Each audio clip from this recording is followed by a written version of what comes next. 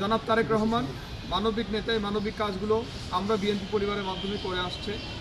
আমরা বিএনপি পরিবার তৈরি করেছে এই সমস্ত ছাত্র এবং জুলাই যোদ্ধা যারা আছে এবং শেখ হাসিনার সময় যারা পঙ্গুত্ব বরণ করেছে, এদের পাশে দাঁড়ানোর জন্যই আমাদের এই সংগঠনকে জনাব তারেক রহমান তৈরি করেছেন। এবং এই সংগঠনের কাজ আপনারা দেখেছেন, আমরা বাংলাদেশের এই পর্যন্ত ৪৪টিরও বেশি জেলায় গিয়েছি, প্রায় 500 পরিবার দোরগোড়ায় গিয়েছি এবং জুলাই যুদ্ধ সহ পঙ্গুন পরিবারের অনেক সেবা আমরা করে যাচ্ছি।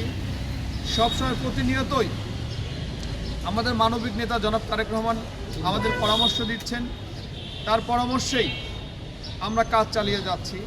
তারই অংশ হিসেবে আজকে এই যে আপনার আমাদের এই ভাইটি বাইজিদের আজকে নতুন পা সংযোজন করা হলো। আমরা নতুন জীবন পেয়েছে উনি।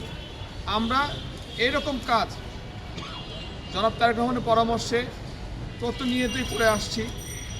এর আগেও আমরা করেছি, আগামীতে আরও করতে হবে। এখানকার যে কর্মকর্তা যে আছেন এই হসপিটালটা,